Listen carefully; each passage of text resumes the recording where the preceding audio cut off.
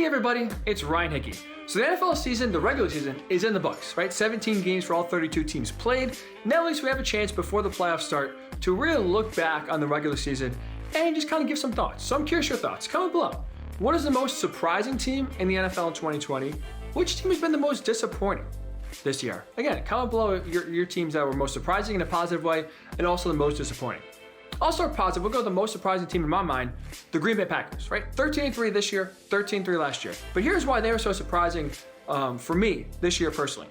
I viewed 2019, going 13-3, going to the NFC title game, as almost a fluke. Their record felt fraudulent. They didn't feel legitimate. They didn't really feel like a 13-3 team. They got lucky a lot of games. They played bad against some pretty bad teams, kind of skated by. And they just never really wowed you. They never really did anything well that had you believing that this team was legitimately a very good team. So we didn't really address anything from 2019 to 2020. I thought this team was going to take a major step back, regress to the mean, and I thought they were going to miss the playoffs. My preseason pick, I'll be honest, I was wrong. I picked the Packers to miss the playoffs. I didn't think they were going to get in, and boy, I couldn't be wrong. But here's some stats I at least want to give you as to go into my thinking of why I thought they were going to have a bad year this year. So go back to 2019, right? They're 13-3. Their offense didn't really do anything well. Last year, they were 18th in the NFL in yards per game, 15th in points per game. They average just 23.5 points per game, and they're outside of the top 10 in both passing offense per game and rushing offense per game. So their offense wasn't really dynamic. They hired Matt LaFleur to get the most out of Aaron Rodgers in this offense, and it really wasn't working. They didn't really look in sync. They didn't really look like they were on the same page. So then you take those stats, right, from 2019. Okay, they didn't really play a great year. Again, I think a lot of luck was involved in that 13-3 season. But then you go into the draft and the free agency, where they almost drafted like they were going into a rebuild, right? Their first pick, as we know, they traded up to get quarterback Jordan Love. Their second pick, they got A.J. Dillon, a running back. Arguably the two most safe and secure spots that the Packers have are quarterback and running back. They didn't need it. They needed wide receiver, they needed pass rush help, and they didn't address that in any way. So I really thought, okay, your two glaring weaknesses you didn't address at all in the offseason. I really thought, for the most part, that the Packers would regress to the mean because, again, they didn't do anything to make themselves better.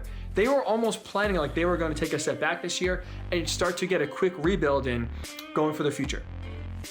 And boy, was I wrong, because you look at the stats in 2020. The turnaround that's happened specifically with Aaron Rodgers has been incredible. So they go from 18th in yards per game in 2019 to 3rd in yards per game in 2020, 15th in points per game, again 23.5 on average in 2019. Well, 2020 they were first. They were the highest scoring offense in the NFL, 31.6 points per game. Incredible. Top 10 in the NFL this year in both passing offense and rushing offense.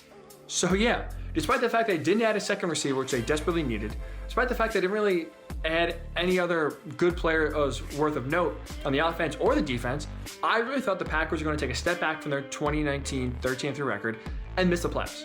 So that's why, at least to me, they are the most surprising team, because they didn't really do much. They didn't really add much to the team, get much better, but yet here they are with an even better team this year than last year.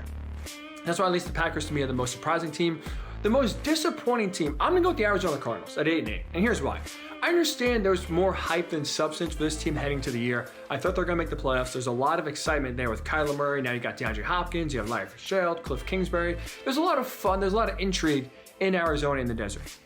But here's why, at least to me, they're the most disappointing team. Because the way they started the season, the first 9 games of the year, they gave you hope, they gave you belief that this team is legit, they'll make a playoff run, and maybe they could be dangerous once they reach the playoffs because this offense is potent and it could score with anyone. Well, in the last 7 games, they came back down to earth and they kind of show that maybe there's a flash in the pan, or maybe even worse, Cliff Kingsbury got figured out. So here's what I mean. The first 9 games of the year, right, the Cardinals were 6-3.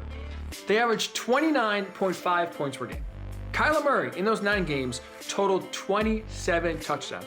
They're scoring almost 30 points a game. Kyler Murray is doing it with both his arm and his legs. This offense was fun. It was really hard to slow down. The last 7 games of the year, boy, did it slow down. So go 2-5, really crumble to the finish, average only 20.5 points per game. It's almost a full 10 points less than what they're averaging the first 9 games. And Kyler Murray only totaled 10 touchdowns. So he really slowed down, the offense really slowed down, and personally, I put that more in Cliff Kingsbury and his offensive scheme.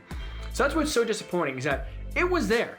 The first 9 games of the year, this was real, this was legit. This team was beating good teams. They're beating the Seahawks, they beat the Bills. It's not a flash in the pan or a team or a case, I should say, of just beating bad teams. The Cardinals felt legit, and they felt like at least they're going to get into the playoffs with an expanded field this year. And to kind of crumble to the finish, to lose to a depleted 49ers team the second last game of the year at home where their offense got shut down, and then to lose to John Wolford, of all quarterbacks, and the Rams. I know the Rams have a good defense, but you still lose to John Wolford with a chance to get into the playoffs. That really leaves a sour taste in the mouth of all Cardinals fans, and for yours truly as well. So that's why I have the Cardinals are the most disappointing team in 2020. Packers most surprising. So again, comment below. Love to hear your thoughts. Who is the most surprising team in the NFL? Who is the most disappointing team in the NFL?